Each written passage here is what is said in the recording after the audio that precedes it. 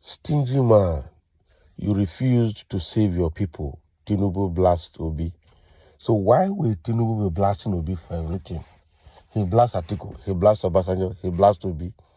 So there's a complete shift from issue-based campaign to character assassination and personal destruction.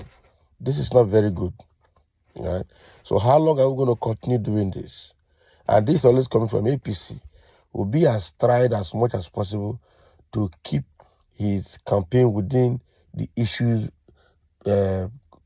facing Nigeria that require solution and attention. Right? Atiku has also tried to be a gentleman so far, but Tinubu keep dragging them out by blasting them when and where they are not necessary. Right? Again, this is in violation of the peace accord that has been signed with the National Peace Committee. And this is also not very good for him. Now he's blasting Obi that he's a stingy man and he's failed to save his people. So Obi was a governor long time ago and has left office, and even two governors have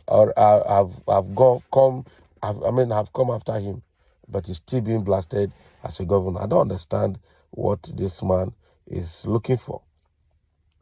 Right? It's not right. The All Progressive Congress APC presidential candidate Bola Ahmed Tinubu had described the Labour Party presidential flag bearer Peter Obi as a stingy man who boasts of saving money while his people were suffering and starving. Tinubu made this claim while speaking during the Ondo State rally at Democracy Park, Akure, the state capital, expressing that the former Anambra governor was the heartless governor who holds back money when residents of the state went hungry. Schools, roads, clinics went into disrepair. How? Right? How? He said all he could do was boast that he saved money. But I tell you, it is a wicked parent that holds money in his hand yet allows his children to starve. So, as a governor, let's look at this statement that Tinubu is making here. That Peter Obi saved money as a governor was a crime because he didn't allow looting to take place, because he invested where necessary, and where not necessary, he saved the money by effective prioritization of projects and investments, knowing where to spend and where not to spend. Does that make him a wicked governor? Okay, for him, Tinubu now that has been very generous. How generous has he been in Lagos? All right? How has he helped Lagos? Because even under them as governors of Lagos State, the Lagos State is still enjoying the presence and influence of the federal government. That is the truth. So how many school children has this man sponsored? How many hospitals has he spent money on in Lagos? All right? Saying Obi is a stingy man. So what kind of development has come in Lagos now that Anambra does not have or did not have before now? Or is he by pinning Lagos down and collecting their revenues into his pocket? Now, wow. Likewise, it is a heartless governor who holds back money when people went hungry, schools, roads, and clinics went into disrepair. Neither the city dweller nor farmer prospered under him. In the end, he refused to save the people because he preferred to save the money. And he claims to be the party of labor. Can you imagine? So instead of saving the people, he saved the money. Rather than spending the money to save the people, he put the state of the people into disrepair while saving money. That is what Tinubu is saying. Blasting Peter Obi. Peter Obi remains an economist and a very prudent person, better than Tinubu. And that is clear. We don't need any prophet or any soothsayer to tell us that. Okay? So you will have to be laboring under a terrible delusion if you think he will do better for the nation than he did for Anambra State. Can you imagine?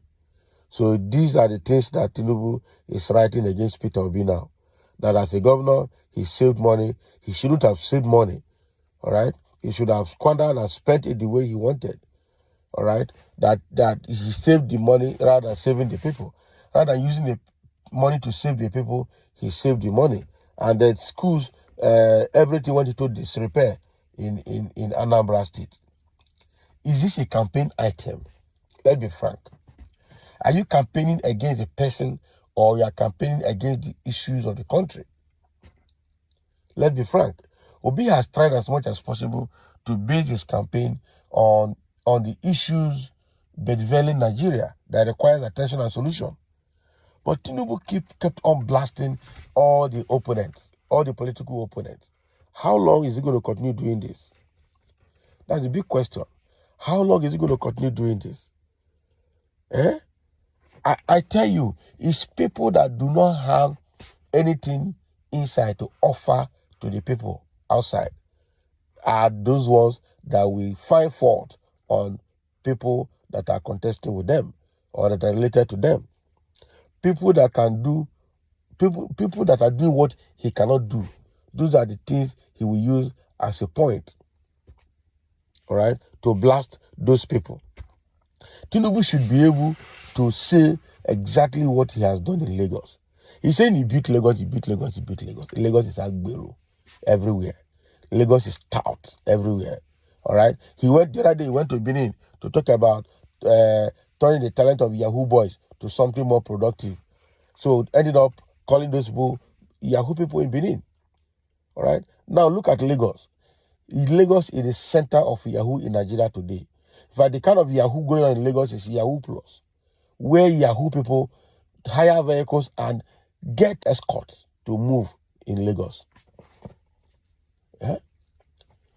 When you see some people that are moving in Lagos, you wonder where they're coming from. And nobody has spoken to them about that. Yeah? Hire escorts.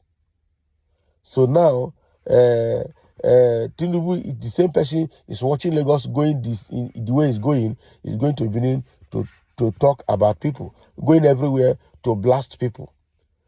You blast Tinubu, you blast Peter Obi, you blast Obasanjo, you blast Atiku, you blast everybody. Do you really have something to offer? That's the question. What are you going to offer? Because APC generally does not have anything to offer. APC generally does not have anything to offer. That is the truth.